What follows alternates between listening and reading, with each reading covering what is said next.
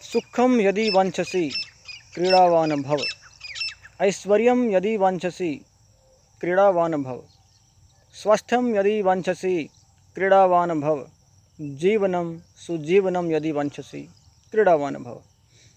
आदरणीय प्राचार्य महोदय, विद्वान साथियों एवं प्यारे बच्चों, आज हम अपना वार्षिक खेल दिवस मनाने जा रहे हैं। आखिर ये खेल दिवस मनाने की आवश्यकता क्यों है? क्या कारण हो सकता है इसका?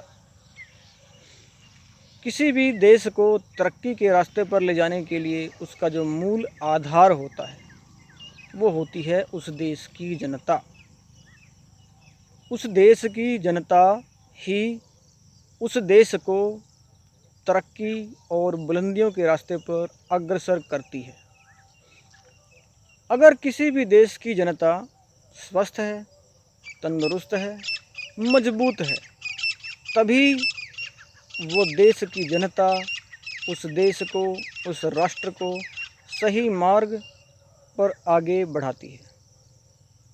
अब सवाल ये उठता है यहाँ पे कि किसी भी देश की जनता का स्वस्थ होने का अर्थ क्या है? स्वस्थ होने का अर्थ है किसी के भी शरीर का मन, बुद्धि तथा शरीर से स्वस्थ होना। जब इन तीनों में, मन, बुद्धि तथा शरीर में एक तारतम्य स्थापित हो जाता है, एक योग, एक मेल हो जाता है, तभी हम एक स्वस्थ शरीर कह सकते हैं। और वही स्वस्थ शरीर सही निर्णयों से अपने देश को तरक्की के रास्ते पर आगे बढ़ाने में सहयोग करता है। अब यहाँ पे खेल का अर्थ यही है कि हमें खेलना है। किसके साथ? हमें खेलना है अपनी गलत खाने की आदतों के साथ। खेलने का अर्थ क्या हुआ यहाँ पे? खेलने का अर्थ है कि हम अपनी गलत खाने की आदतों, जिसमें हम फास्ट फूड या कोल्ड ड्रिंक्स और दूसरी बहुत सी चीज़ें जो हमारे शरीर के लिए नहीं बनी हैं, हमारे पाचन तंत्र के लिए सही नहीं हैं, उनको गोल पोस्ट में जैसे बॉल को हम भेजते हैं, वैसे ही इन गलत खाने की आदतों को हम गोल पोस्ट में फेंक डालें। इसके साथ और क्या खेलना है? इसके साथ साथ हमें खेलना है अपने मन, बुद्धि एवं शरीर के साथ। अब यहाँ पे खेलने का अर्थ क्या है? यहाँ पे खेलने का अर्थ है हम अपने उन तरीक़ों का इस्तेमाल करें जिनका इस्तेमाल करके हम तीनों में एक योग स्थापित कर सकते हैं। योग यानी क्या? यानी हमारी बुद्धि, हमारा मन और हमारा शरीर एक ही दिशा में एक साथ आगे बढ़ने में सक्षम हो सकें। इसी को खेलना यानी योग माना जाता है। अब आप चाहते हैं एक उत्तम श्रेणी का वैज्ञानिक बनना या आईएएस ऑफिसर बनना, एक उत्तम शिक्षक बनना, या कोई डॉक्टर या वकील या कोई सैनिक ही क्यों ना बनना। अगर आप इनमें से किसी भी लक्ष्य को प्राप्त करना चाहते हैं तो आपकी सबसे पहली आवश्यकता आखिर क्या है? वो है आपका शरीर। क्योंकि आपका शरीर अगर आपके साथ है, एक स्वस्थ शरीर आपके साथ है, तब ही आप उस मार्ग पे आगे बढ़ पाएंगे जिससे आप अपने लक्ष्य को प्राप्त कर सकें। आप चाहते हैं 10-10 घंटे या 8-8 घंटे या 12-12 घंटे स्वाध्याय करना, सेल्फ स्टडी करना। आखिर ये सब कैसे हम कर पाएंगे? ये स्टेमिना कैसे हम अर्जित करें? इसके लिए सबसे पहली हमारी ज़रूरत है अपने खाने की आदतों को सही करके या अन्य खेलों का इस्तेमाल करके हम अपने शरीर को उस स्थिति तक पहुंचाने में सहयोग करें और अपने शरीर को उस स्थिति तक लेकर आएं जिससे हम अपने शरीर को स्वस्थ रखते हुए उन लक्ष्यों की तरफ मजबूती से, दृढ़ता से और लगन से प्राप्त करने में सहयोग हासिल कर सकें। आखिर हमारे देश को क्यों आवश्यकता है अपनी देश के नागरिकों के स्वास्थ्य को सही रखने की? क्यों? क्योंकि किसी भी देश का खजाना उस देश के नागरिक ही हैं।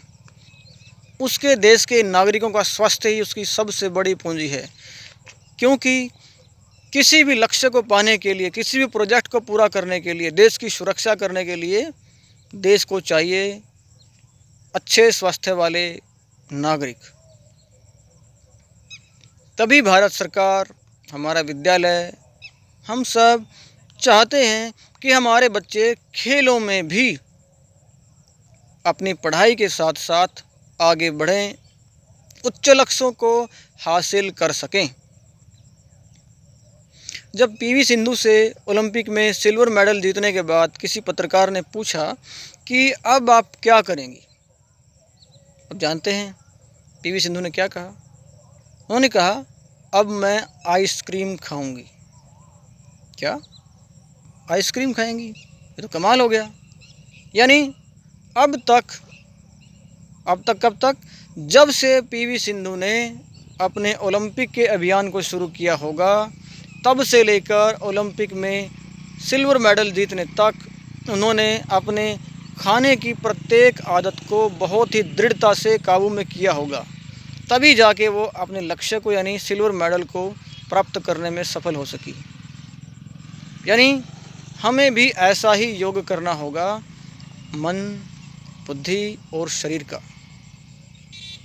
आज हम कोहली को, विराट कोहली, महेंद्र सिंह धोनी को, सचिन तेंदुलकर को, या फिर साइना नेहवाल को, या फिर द ग्रेट खली को जानते हैं और बड़े खुश होते हैं। क्यों खुश होते हैं? क्यों हम उनको जानते हैं? क्योंकि उन्होंने खेलों को चुना, खेलों को अपने जीवन का लक्ष्य बनाया तो उन्होंने अपने मन, बुद्धि और शरीर को केंद्रित किया। एक ही लक्ष्य की तरफ वो आगे लेके गए और अपने तीनों साथियों को मजबूत किया और खेलों में, अलग अलग खेलों में अपना और अपने देश का नाम रोशन किया, उच्च स्तर तक के लक्ष्यों को हासिल करके। इसलिए आज हम सब उनको जानते हैं, गौरव से, खुशी से उनको याद करते हैं। तो प्यारे बच्चों, पढ़ाई के साथ साथ हमें खेलों में भी, खेल चाहे कोई भी हो, आगे आइए, खेलिए, दौड़ लगाइए, या योगा कीजिए, या कबड्डी खेलिए, कुश्ती, हॉकी, कोई भी खेल हो सकता है, जो भी आपको सही लगे खेलिए और अपने शरीर को तैयार कीजिए आने वाले जीवन के उच्च लक्ष्यों को प्राप्त करने में, ताकि आप अपने देश को उस मुकाम तक पहुंचा सकें जिस मुकाम तक हमारे दूसरे साथियों ने पहुंचाने का प्रयास किया है। अब वो बात पुरानी हो चुकी है कि खाओगे, पढ़ोगे, लिखोगे, बनोगे नवाब, खेलोगे, कूदोगे, बनोगे खराब। नहीं, अब ये बदल चुका है। अब ये है, पढ़ोगे, लिखोगे, बनोगे नवाब, खेलोगे, कूदोगे, तब भी बनोगे नवाब ही। क्यों? क्योंकि उदाहरण हमारे सामने बहुत सारे हैं। आप भी आइए, खेलों की तरफ बढ़िए, देश को आगे बढ़ाइए, खुद का, देश का नाम रोशन कीजिए। जय हिंद, वंदे मातरम।